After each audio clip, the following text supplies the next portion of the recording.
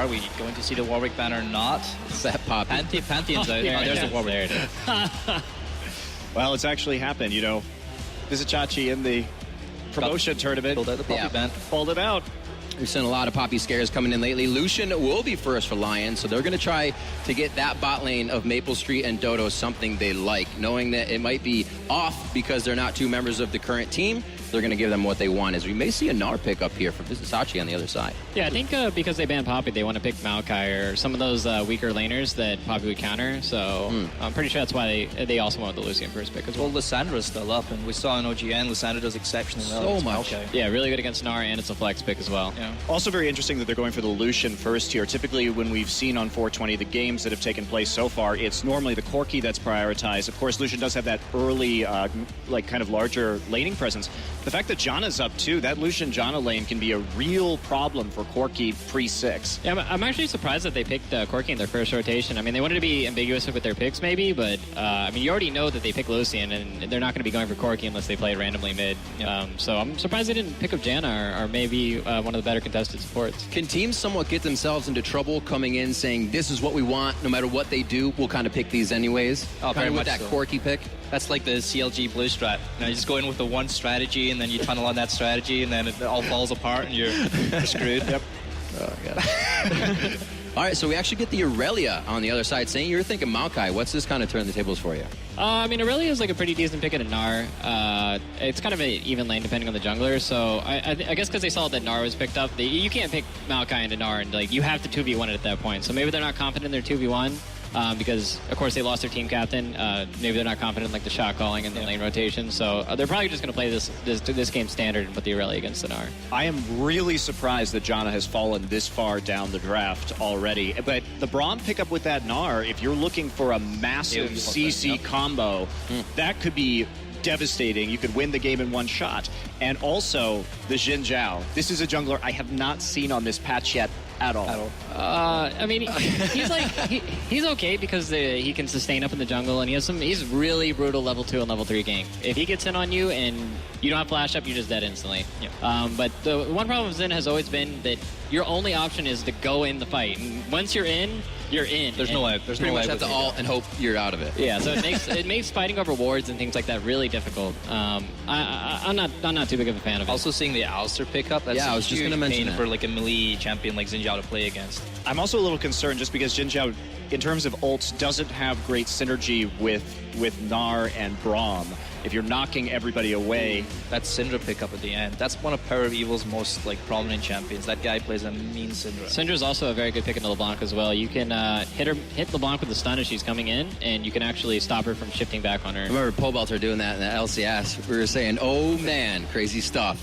Yeah. All right, so it looks like we have our composition set up from each side. We do have a bit of poke coming in from Unicorns of Love. Obviously, that safety we talked about LeBlanc maybe picked up, or the Lissandras. It was a LeBlanc, but we are going to have Lee Sin versus Xin in that jungle. We'll be right back after this quick commercial break for more Intel Extreme Masters League of Legends from San Jose.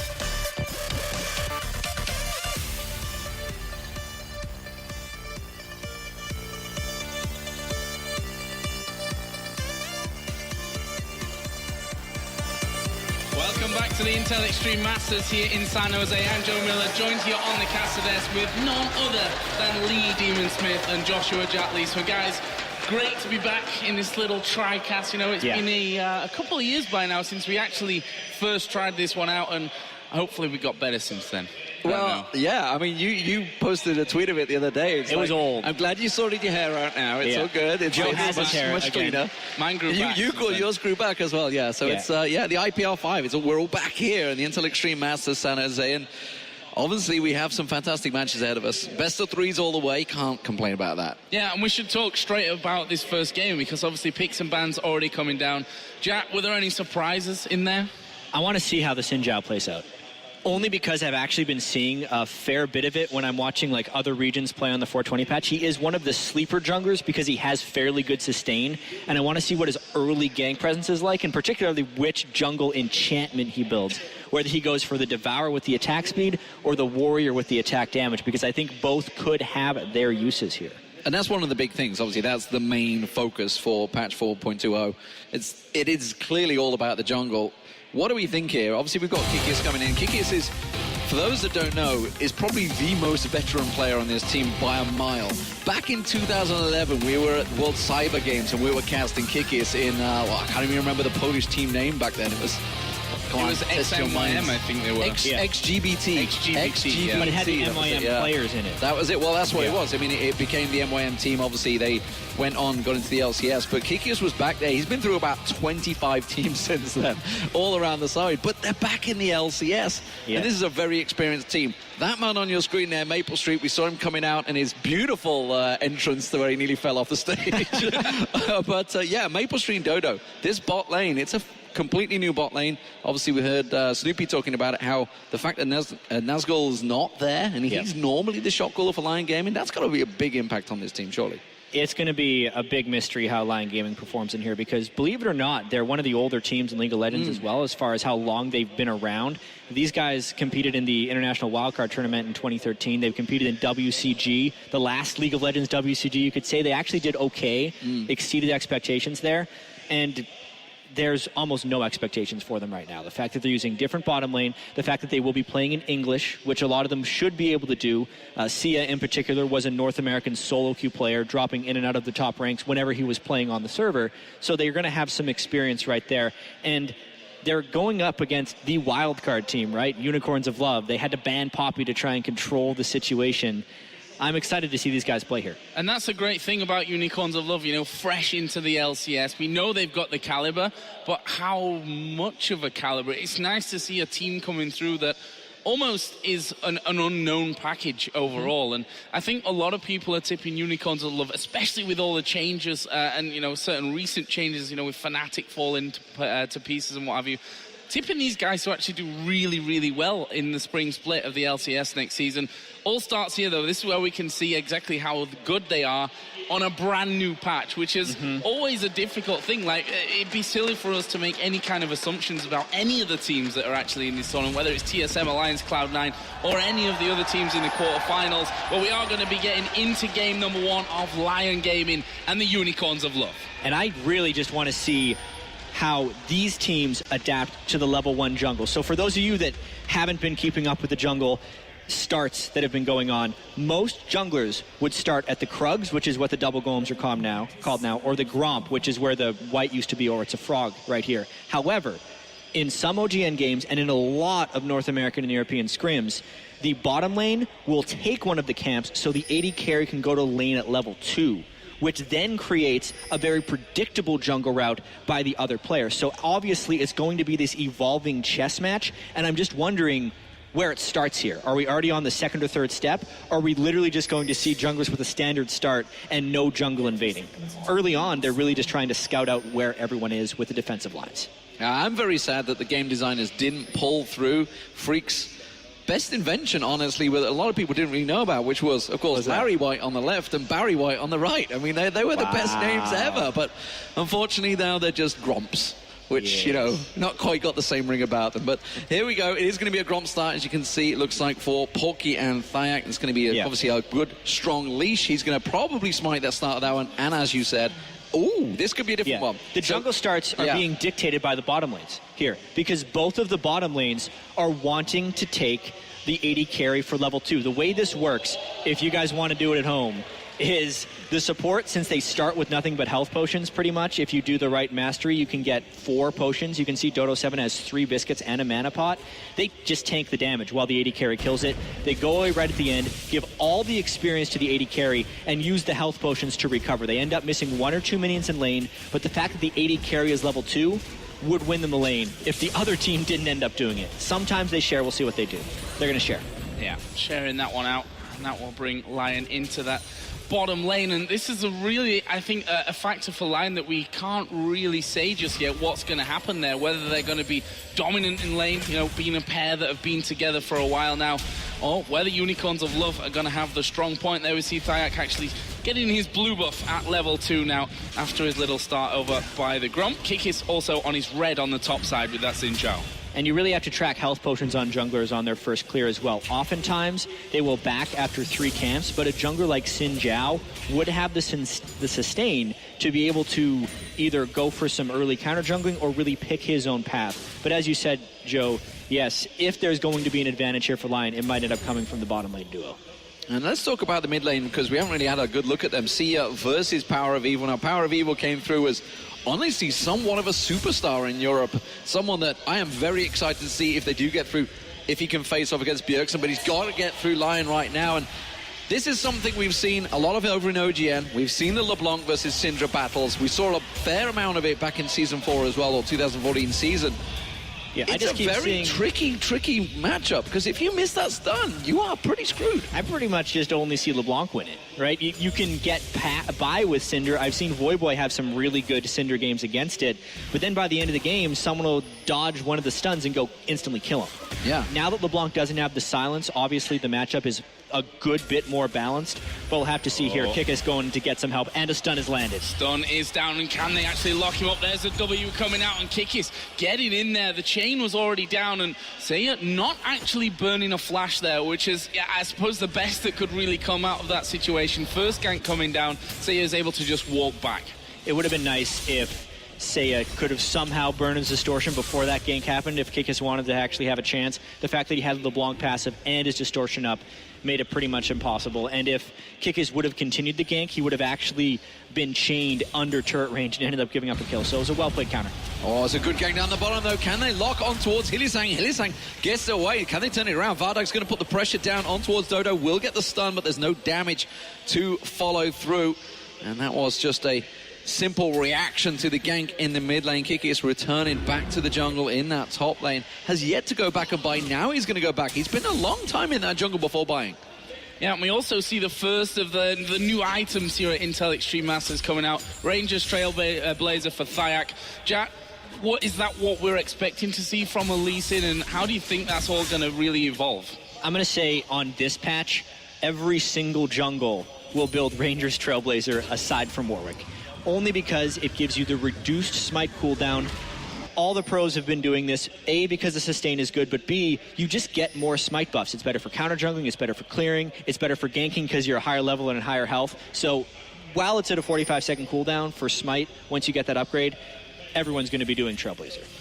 There was Thyak actually walking in. Ward was already down, though, from Unicorns of Love side in the bottom of that river. And we also see the first time that the crab goes down. And obviously that gives you then pretty much free vision plus the speed boost to get in there for a quicker gank. Crab control. At this point in the game, the first crab is really easy to take. Honestly, I don't think it's that important. Generally, junglers shouldn't be ganking through the river anyway because it is usually littered with wards. As far as Lee Sin is concerned, it's actually a great tool for him to sustain since it doesn't hit back and he can heal up a little bit on it. It gives very small amounts of experience in gold. So that was just kind of a thing he was doing to maybe even set up this gank. Kiki's on a bit of counter jungling himself, but you can see Thyak is waiting in the wings off the side there. Can he land anything on Power of Evil? Sia goes in, lands the leash. That's going to catch on towards him. They should lock him down. This could well be first blood. Power of Evil, though, gets away. The flash was burned. But wow, they should have had him, I feel that. I feel like Power of Evil was incredibly greedy with his flash right there. I think if he could have easily flashed earlier and not had to back immediately afterwards. And likewise, I feel like Sia was expecting him to be more free with his flash. Otherwise, I think he would have used the Ignite. That was just a strange gank situation. Well, it means that middle lane should be a bit more of a catch-up for Sia since Power of Evil had to return home. We talked earlier about this bottom lane, that the fact it might be the strongest part of Lyon's game just due to the fact they brought in Maple Street and Dodo 8. We'll see about that. Currently, there are a few CS ahead, but by all intents and purposes, pretty level on that front. And there is Thyak actually spotting out that ward, thanks to the buff from the Raptors. I love the Raptor buff in the jungle. It is probably my favorite thing to smite, especially with Rangers Trailblazer, because it gives you so many ward-killing options. Unfortunately, since he consumed the Raptor buff, he didn't know that pink ward was in the brush. If he had still had it, it would have actually alerted him, and he would have went to check for it. So he's completely spotted here by Power of Evil, and he would be getting counter ganked, but if they just send the entire kitchen sink at him, it won't happen. Yeah, there's a lot of movement here for Lyon. They've got, obviously, Aurelia coming down. You can see him just above the red buff. Looks like he's going to return back instead. Dodo's going to get locked up, and he goes down, just destroyed by the combo of Power of Evil and Kikis. Pink ward bait at that point. It was just a big mistake by Dodo. No communication from the team right there. And this could very well just give the first Dragon to Unicorns of Love, because Alistair was incredibly risky doing that at level 4 as Alistair. However, they have managed to put a bit more presence on that Dragon area, and it seems like they've done enough here, Lyon, to stop Unicorns of Love actually finishing that one off. Thyak once again coming around and able to switch things up. Meanwhile, Vardax and Maple Street going a little bit head-to-head down in that bottom lane, trying to keep control of that lane, or to gain control of that lane, really, because neither of them had solid control of it. That reflected in the CS that's still very, very close. We'll have to see when the first shop trip comes, because Corki and Lucian with different item builds will actually hit somewhat differential power spikes. But to kind of go back to the Dragon, we jumped the gun there. We're like, oh yeah, early game kill, 8 minutes into the game, time to do Dragon. We're going to have to recalibrate, as well as the players, when exactly the Dragon can be taken. Now on this patch, there are some games you can play with Dragon if you can cancel his attacks properly, or you're playing the right champion to take almost no damage from it.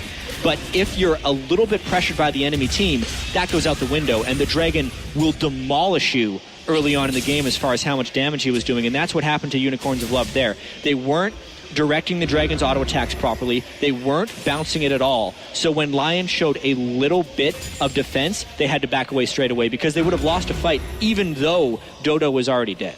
And that's one of the things we need to look at as well as we move in, more for the teams themselves, because there's a hell of a lot of debate. It's like whether it's worth defending that first Dragon. Obviously, you think back to the Gambit days, it's something they always used to do. It's like, well, we'll either take it constantly or we'll just ignore it. Well, you can't do that now, because obviously the bonus builds up, the patches brought in this 5-stack option, but the question is, at 10 minutes, 8% damage, is it that big of a deal? And that's really the argument. Can you get more gold from maybe pushing a tower in the top lane and then going to get dragons later on, or just giving up that first dragon? It's interesting to see, especially as this tournament progresses, because we haven't seen a great deal of obviously over in the OGN that's happened obviously this week, and here at the Intel Extreme Masters San Jose, just how these teams are going to affect it, because there's always going to be some sneaky tactic that people find that works. Is just like the perfect meta at the moment. Sia is stunned up, but Power of Evil's not going to be able to follow that one through. So he'll back off. I'm so excited to see how this tournament is going to develop, honestly, with all these changes. Both from a team perspective, because we have a lot of new stuff to look at. We haven't seen Cloud9 in the wild. TSM is apparently really, really good right now. We get to see Reckless on Alliance. Unicorns of Love, who we're seeing right now, potentially a dark horse to be one of the top teams in Europe next split. And all the new gameplay stuff. So, funny happened. And we missed some action when we talk about it. Yeah, Power of Evil there, not able to get away from that. And a lot of crowd control coming out when you factor in that level 7 Lee 6, level 7 Lee 6, level 7 Lee Sin, who can come in there, kick you back. Alistair, of course, as Dodo was once again on top of that pink ward that cost him first blood earlier. You were wondering if there was a bit of deja vu about to creep in from that one, but actually they were able to get across, get themselves that kill, and now Kikis needs to be careful. That's a great flash, last second to get away from the Lee Sin Q. Has to actually use his ultimate there to keep Dodo away. And this is where Unicorns of Love needs to put pressure on Maple Street. Alistair should not be allowed to roam around like that. And they're going to try that. They're going to go on towards it. One more shot. There it is. They get the kill. Maple Street goes down. And honestly, going back to Kikis' awesome play, I think he was completely distracting them. They could and should have gone for Dragon back there, but instead he put pressure on that mid lane turret, and they turned around and had to deal with him. You're absolutely right there. And honestly, Unicorns of Love, even though they got caught out of position, did make the right counter play right there. And it's going to be a bit of a back and forth. Like you said, that dragon is a big curiosity. When are they going to be going for it? Because the judging of the damage from that dragon and exactly when you can take it hasn't really been perfected yet. Oh, and Power of Evil may become a target once again. See that Thayak is waiting. However, in the top lane, Porky taking a lot of damage here, gets the stun off onto Vizichachi, but there's not enough damage there to actually finish off the kill. Thayak is still waiting in there. Power of Evil gets a good stun down, but will it be enough? There is a big knight going down. Power of Evil does get kicked, and they trade off 1 for 1. If you're going to do it, that's one way of getting the trade with LeBlanc. I still feel like Sia ends up winning that trade despite him being the first one to fall. Getting the gold from the assist pool as well as the kill gold will be their little advantage. Knowing Lee Sin is down on ultimate, though, is now the time for the Dragon. They have the tankiness and potentially the sustain to do so. Yeah, very well played. You can see Maple Street having to dash away from Vardax. This is one of the battles that we were interested to see how this one was going to work out right now. Hylissang's pushing him. Kiki's comes in, dashes, flashes on him, and just melts him where he stands. Maple Street had no chance. Not once he got hit by the Braum slow, and Kikis was in just the right position. To go back to an earlier question we had about jungle items as well, he's gone with the Devour enchantment. So he is now stacking up magic damage on hit. This is my favorite Xin Zhao build, actually. He's an attack speed-based champion. He will go full tank after this, but still be doing a lot of damage. Let's see how they tank this Dragon aggro, and let's see a steal attempt from Thyak. Oh, he's going to go in there. Oh, he's managed to steal it away as well. And I was going to say he gets away from it, but couldn't quite escape. But one kill for that first Dragon. Is that going to be worth it for them? Yeah, I think a steal at this point in the game is absolutely worth it. However, the rest of the team is falling pretty far behind. Something we haven't touched on whatsoever is this top lane with Vizichachi and Porky. The Gnar is destroying Aurelia. We don't see Gnar that often. It's kind of because of this. Yeah, and we don't see Gnar that often because he's just banned half the time. That's one of the new things that, honestly, obviously, he wasn't available at Worlds. Power of Evil once again getting caught out. We talked about this. It's a tricky combo in that mid lane. And this tower in this top lane, Porky's, is going down. Vizichachi, one more strong push, and maybe this is going to be the siege minion line that comes through. Will be the one to force it back. Hylissang caught out of position. He's going to get locked up. Thayak goes in, just forces him away as he dashes back to Power of Evil. The pressure very much on, and it's Unicorns of Love that are starting to apply it. Oh, there is a stun coming down. Vizichachi is going to transform. Actually, he's going to knock Porky against the wall. And this is surely a kill. A last-second flash, though, from Porky. Gets him back far enough behind the tower. You have to feel that Vizichachi might have been able to follow through on that one and get the kill. Yeah, I just think it was great flash timing by Porky to get away, because once he'd lost the damage from his leap there, flashing in for an auto was pretty dangerous, knowing Aurelia has the stun up, but he's getting his job done regardless because he was able to get the solo turret kill. He's up 50 CS, and despite not getting that kill, it's not like he's somehow losing control of the lane. At the moment, Power of Evil, good stun straight onto Sia. Beautifully delivered there. He has been landing them very well earlier on. Of course, he caught Thayak as he came in from the side. Very good reaction times from him. Power of Evil, despite the fact he is up against a very active mid lane that are trying their best to double combo him, is doing a good job of staying alive. We wanted to see how good Power of Evil was in the mid lane, and I think we're going to get a chance to here this weekend, because I'm expecting to see a lot of him here. And you can also see how the matchup has fundamentally changed between LeBlanc and Syndra with the loss of the silence. During the all-ins, LeBlanc has to be so much more cautious, and it gives so much more flexibility to the Syndra player, Power of Evil in this instance, to counter with stuns and get his ultimate off. He no longer has to do it all in a quarter of a second. He can make sure to land the spells in the right time. He actually gets the Raptor, but doesn't go and check the brush. That's an unfortunate read of that ability. He's looking for the ward. He didn't check it in the brush. Which is, for me, where you'd go when you were going to try with that one. Either way, he's going to back away onto his blue buff. That will, of course, be gifted over to Power of Evil. Let's check in with his bottom lane as well. And since those couple of kills, I say a couple, I mean, it's a 3-0-0 Corki now. Trinity Force done. Only the BF Sword and Pickaxe for Maple Street. And whilst it was in the early game a very, very even lane, that has certainly changed in favour of Unicorns of Love. And now they're just going to start to put the pressure onto the tower, try and finish that one off. Funnily enough, only one tower so far has gone down in this game. And of course, in favour of Unicorns of Love in that top lane. And speaking of the top lane, Vizzy Chachi's come down. Power of Evil once again, throwing everything that he could onto Sia. And that will be turret number 2. No one to defend that middle outer tower. Well, look at these builds, too. They're Morellonomiconing each other, so the burst damage is so much higher because no one's building magic resist. All these turrets falling down as the pressure is just collapsing upon Lyon. Unicorns of Love just stacking it up, pushing down. They're still not done here. They're chasing on towards Maple Street. There's going to be Dodo going in. I'm not sure what he's thinking. He thinks he's got the support, but just has not got enough. The fact that 5 members of Unicorns of Love are now stacked down his bottom lane, they could keep pushing on the tower. I think they're going to choose to back away, but they are now 7-2 up. And that is giving them a fairly hefty 6,000 gold lead. And it's the whole map that is working for Unicorns of Love right now. Even though the majority of the advantage will show kind of in the bottom lane with the 4-0 Corki, that was only because Dodo tried to make a play happen by roaming as Alistar, since the other lanes weren't necessarily going as planned. That made Maple Street very vulnerable. Vardex has had the benefit of being in basically a 2v1 to accumulate most of that advantage. And now since the other lanes have still worked so well because the Alistar roam hasn't been super effective, is putting all the edges in Unicorns of Love's favor, especially if they can control the next dragon so they too can get the 8% attack damage and ability power. It might just be a snowball from there. Well, let's find out right now. Hylissang is clearing out. We did see him get into a little bit of trouble on that exact brush earlier on, but was able to dash off to his mid laner, and nothing was followed up after that. We also see that blue buff, of course, going over to Sia. Fayak, in the meantime, just taking down the crab for that top lane. But honestly, that top lane is pretty much long gone if you've been watching that one. Obviously, no Trinity Force just yet for Porky. On the other side, we see Dodo trying to make the play onto Vardax, and, well, he just headbutts him away into the brush.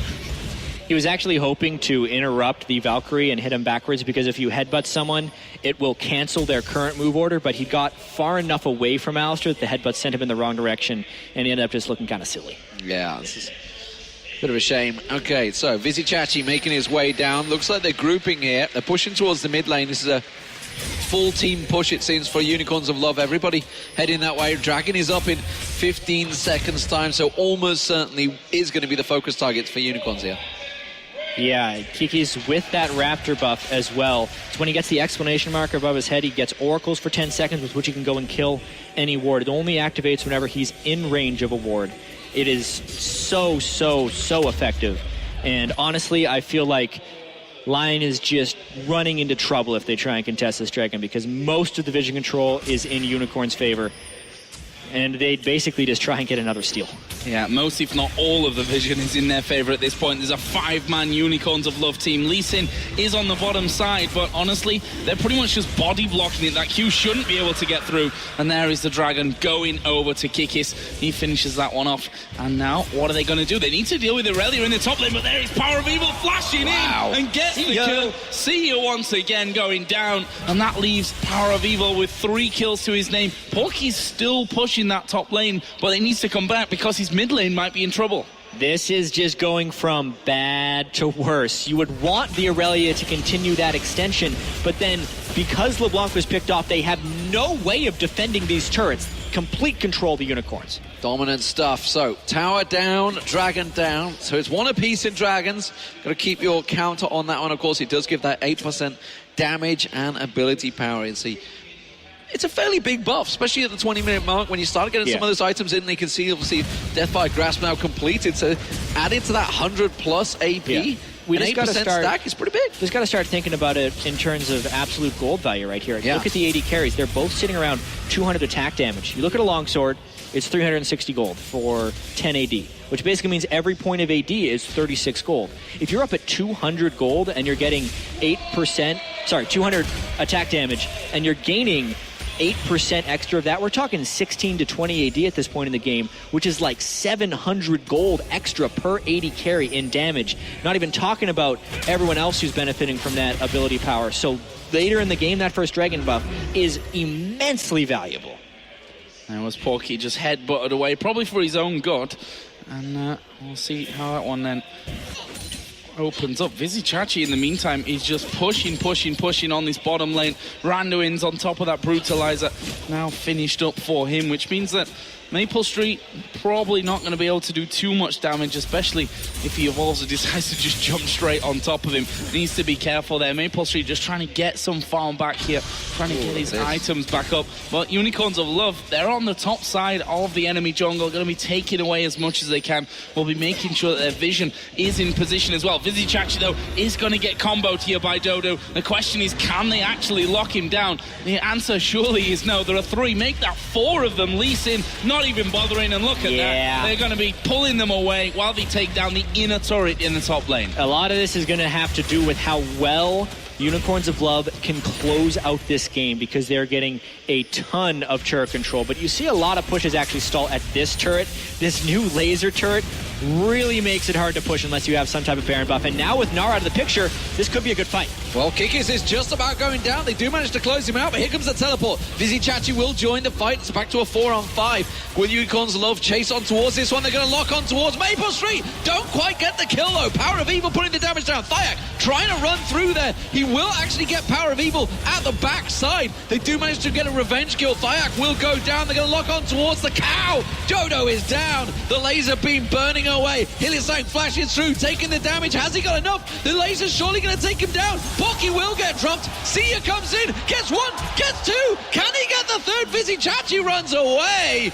And well, Lyon Gaming hang on with a great defense, but just a sloppy attack from Unicorns of Love. Yeah, I'm sorry to say, that is exactly what you don't do with a big turret lead this early into the game. Diving that turret without the benefits of multiple dragon buffs or a Baron for really empowered minions is dumb, because there's so much that happens to you that is bad. The amount of damage that Hylissang took on Braum, he basically died to the turret right there while still not being effective. They gave a ton of kills back right there.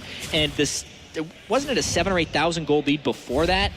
The fact that they actually lost a fight and are giving some critical items now back to the side of Lyon kind of opens up a window for Lyon to make a potential comeback.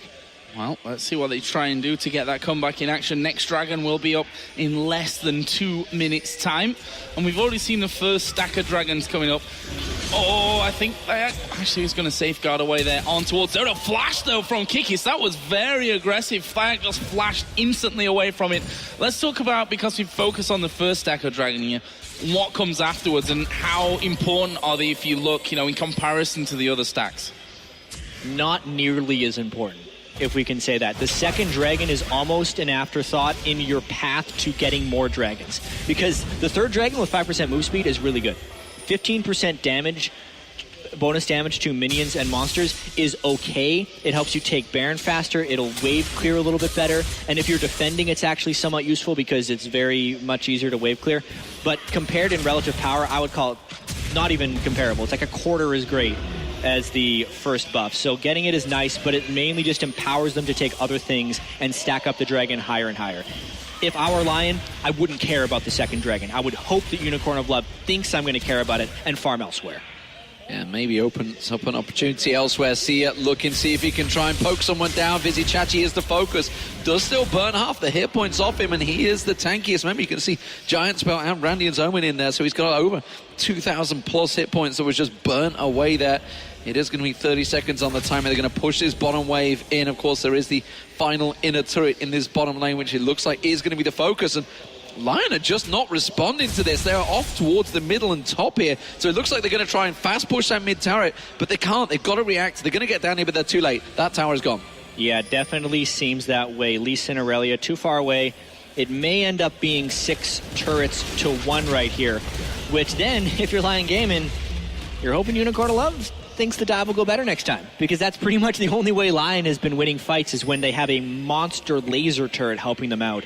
Unicorn of Love actually should take this a little bit slow. Get the Dragon, ward up around Baron, get the Baron, and then push with their empowered minions. Second stack coming in then.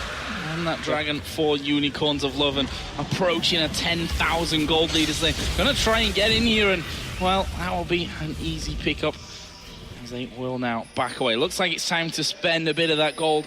Not been back home and shopping since they lost that dive on the top turret. Actually, Dayak going to be spotted here by Vizichachi and takes a bit of damage for his pleasure, but that won't be too much to write home about. And Unicorns of Love now about pushing out these lanes and moving into the next phase where, honestly, after 26 minutes with such a big gold lead, they're thinking about how to close out the game at this point. As well they should be. I think they lost their minds a little bit when they did that turret dive, but they know that they should be playing to their strengths right here. Corki in particular, with the Bloodthirster and Sorcerer's Shoes, the missiles are hitting for insane amounts of damage against a relatively squishy lineup if he can weave the missiles past the Alistair.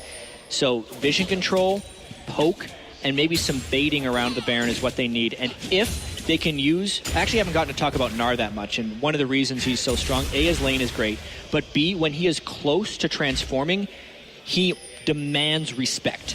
Because if a Gnar can actually get in on your team and land his ultimate in a good way, the team fight is over, even if you were down a huge amount of gold. So Vizichachi needs to have his rage management in a good place, show that actually he's about to transform, and use that power to push Lyon off of positional spots. Well, it seems that Unicorns of Love are going to gather, they're going to push his mid lane, but Lyon are in position to defend this time, so it could well be another siege situation. You can see that Maple Street's actually picked up a pot. This is something we haven't talked about yet. There's obviously the new pots that were introduced in 420. What do you always go for as an AD carry? Because there's actually kind of two that favor the AD carry right now. I would call them elixirs. Elixirs, of course. No, I agree. They're way more expensive. I'm actually not sure exactly when people are going to be building them in games. A huge amount of poke put off by LeBlanc there. I personally think for AD carries, the Wrath one that gives you attack damage and lifesteal back, basically, is far and away the best one for AD carries. Outside of that, I think there's a lot of choices, but that's a much longer discussion that we may have on the analyst desk later. Yes. You never know. Indeed. That's the beauty here as well, that whilst we've got some idea of what's going to happen, what's going to be bought, which way games are going to be won, it's still open to interpretation by these teams. Yeah. We don't know what they've been practicing in secret for the most part, and we may be seeing some funky ideas coming out from these teams, especially as the tournament progresses and we get towards the later stages. Yeah, and we don't know what's good either. The teams don't even know exactly what's good. Right now we're seeing the Lee Sin versus Xin Zhao. Maybe the next team will play Nunu and Vive. Maybe we'll see a lot of these different choices. Lee Sin, I think, is always going to be relevant because of his ganking presence. Xin Zhao, maybe we'll see how his late game transition is, since he does have that stacking Devour, which is giving him more and more magic damage on hits throughout the game. But it's a big learning experience for everyone, which really kind of adds a special little flavor to IEM San Jose here. And you don't feel like Warwick's ever going to get through a ban phase. Well, you never know. He has a few times in OGN, so maybe it's possible. I'm on like a 10-game winning streak, and if I'm on that kind of winning streak, then, you know, there's something strong about it. Yeah, I think I went like 10-1-6 with him. I was like, I shouldn't be playing this well. There's definitely something wrong here. But yeah, look, something I'm actually interested in is the fact that obviously Gnar did get through. Gnar's been pretty heavily banned over in Korea in the last week. Was actually surprised to see it through, but also moving away from the fact that there is obviously an Aurelia again, so it's that bruisery top lane. We're kind of expecting to see the double mages making a strong return in this patch, surely. A little bit. I mean, magic resistance is a little bit harder to mass early since you are just upgrading null magic items. When you get full builds, it's only down a very little bit. It's going to be a very interesting thing here. In a sense, Unicorns of Love does have a fair bit of magic damage. Gnar does very mixed damage. Corki does very mixed damage. Even Xin Zhao in this case, because his Devour is doing magic damage, is mixed in some way. So they're just making it relatively hard to itemize against. No matter what, you're going to have to balance your damage in some way. And with the Corki pick, double AP actually would have been very poor. A lot of damage coming out. I say a lot of damage. It uses full combo. It didn't particularly do a lot of damage. Just Porky here going to be caught out by Vizichachi, and that's before he actually turns into Mega Gnar. So that's just showing you how far ahead he is at this point, how much damage this Gnar has, and was also kind of expecting a Gnar ban to be coming out. That seems to be really a common thing right now. Don't want Gnar to go through. Maybe we'll see the change in that second game. But right now, the Unicorns of looking to get in, missing the stun there onto Maple Street. Or, yeah, he at least dodged out the side. So that leaves them still pretty healthy to defend here. Unicorns of Love, I have to say, for the last, 5-6 minutes, they've not actually done a lot on the map. No, and I think that was a big missed opportunity, actually. They had some pretty decent pink wards up, some good scouting wards, and they spent like 3,000 of their damage killing the crab. They could have used that on Baron and realized when there was no one coming for them, they actually could have just finished it. They had so much control here. If they want a little bit more safety, I could actually foresee Kikis using Smite on the Raptor camp to get the ward notification, and then just running around the entire river to just guarantee that it's clear before they actually decide to start the Baron buff. But they're taking this so slow. They're probably going to go for Dragon number 3 first. They are still building up a gold advantage, so they're up to 8,000 gold now, and they are coming around trying to steal away that red buff. Maple Street wants to get a grip on it. He's got to be careful he doesn't get locked up here. Hillisang is running defense. Teleport coming behind. Maple Street, run for your life. They are chasing. They are catching. Kikis is on him, gets the 3-talent strike and bounces him in the air to his doom. And that was a nice lockup. There's the Dragon, perfectly timed. And that will be the third stack for Unicorns of Love. They just need to try and take something from this.